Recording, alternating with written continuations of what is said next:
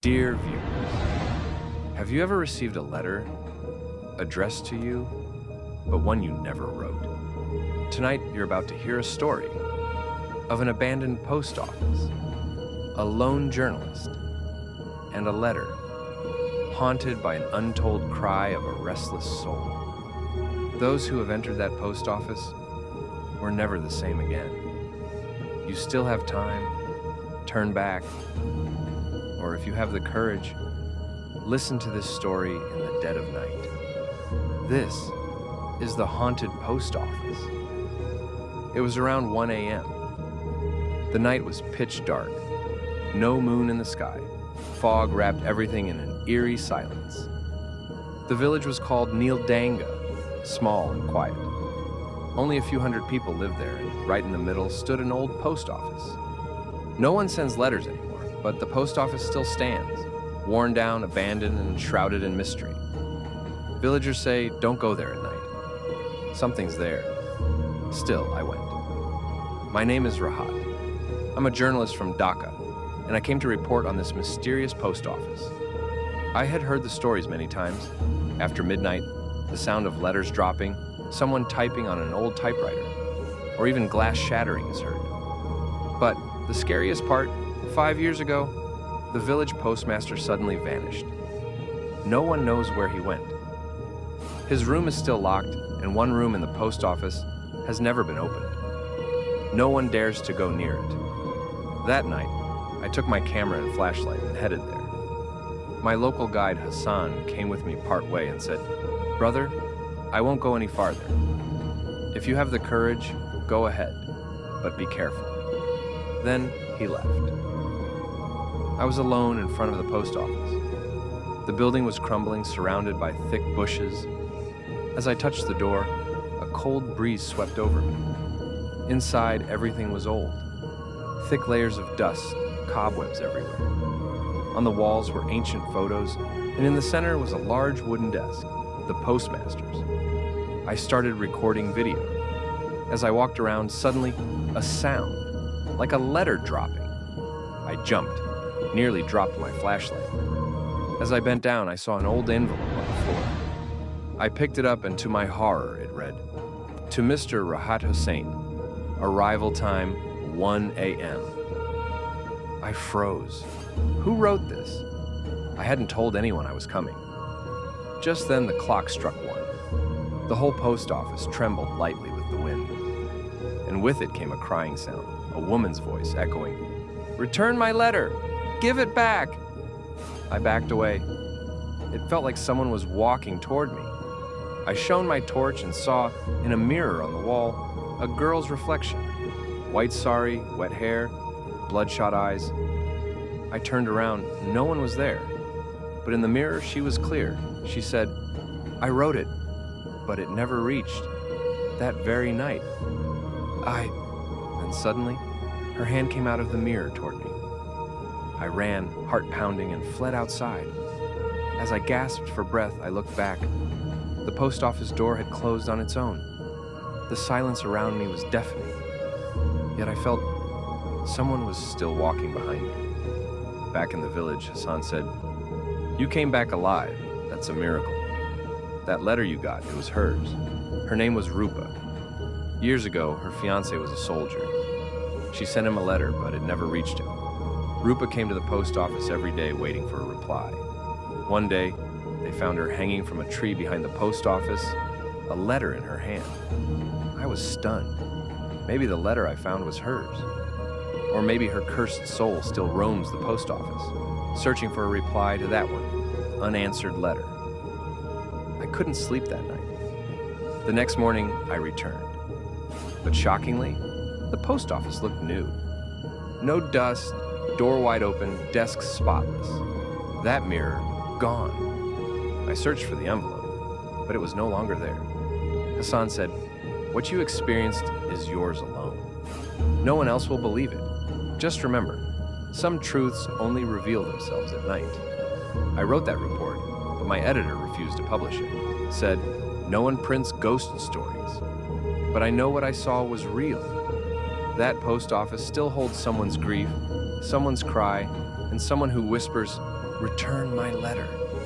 Even now, every night at 1 a.m., I wake up suddenly, and there under my door lies a damp, yellowed envelope with the words, "To Rahat Hossein, arrival time tomorrow night." Back again with a brand new story. So let's begin. Part 1. The River's Warning. Fishing in this river means death. No one returns. I've heard this line 1,000 times from my grandmother. I always thought it was just one of those ancient village myths. My name is Rifat, a realist. I believe everything has a reason, an explanation. So when I visited Dakshinar Ghat, a village on the edge of forgotten Bengal, I wasn't scared. Even though people call the river there the River of the Night Spirit. Villagers claim that many corpses were dumped in this river during the 1971 war. Since then, strange things began happening. Some say the dead came back in the form of fish. Others whisper about a woman who drowned, still waiting for her husband, dragging any fisherman into the depths who crosses her path. I laughed it off. Until that night. The night of the catch. I was 25, fresh out of university, spending time with my grandparents in their ancestral village. My friend Tanvir was visiting with me. One full moon night, we both decided to go fishing in the Forbidden River. Everyone warned us, especially my grandfather. He said, "Don't be a fool. The river's not asleep after dark." But we ignored them. We packed our gear, rods, an old net, flashlights and phones. The night was still. The river looked calm, as if sleeping. Birds were silent. Even the frogs weren't croaking. We waited. After half an hour, nothing happened. Then suddenly, Tanvir's rod twitched wildly. A massive chittlefish. We celebrated, thinking this was the jackpot. Then we caught another and another. Time passed. It was around 2 a.m. when I saw something strange floating on the water. It looked like a net, half buried in mist. I nudged Tanvir. "See that? Want to pull it in?" He smirked. "Could be treasure, or just a fishnet." I stepped into the river, waist deep. As soon as I grabbed the net, I felt something grip me from underneath. Not weeds, not a fish. A hand, cold, thin, human. Startled, I tried to pull away. "Tanvir, it's stuck, help me!" He rushed to help. Together we tugged the net ashore, and what we pulled out was a blood-stained white sari tangled inside the net. One corner was still trailing deep underwater. That's when we heard it. A woman's voice. Long, distant, painful. "Return my net. Return it." We froze. The water stirred violently. Out of nowhere, a skeletal hand rose from the water. Thin, bone-white, reaching for the net. Tanvir ran screaming. I dropped my flashlight and stared in horror. A shadowy woman in white was floating above the river. She had no feet. Her soaked hair hung like ropes. Her eyes glowed faint red in the mist. I ran. Part 2. The Curse. Deepens. By the time I reached home, it was nearly 3 a.m. My heart hadn't stopped pounding. My grandfather saw my pale face and asked, "You went to the river, didn't you?" I nodded. He sighed. "Your life has changed now. You've touched the cursed net." I asked, "What is the cursed net?" He leaned closer and whispered, "Many years ago, there was a woman named Reshma. Her husband drowned in the river. She believed his spirit had returned as a fish. Every night she cast her net, waiting to catch him. One night she vanished. People say she became one with the river. Since then, anyone who casts a net on a full moon night disappears." I was stunned. "But what about Tanvir?" Grandfather turned his eyes away. "To save him, you must return to the river.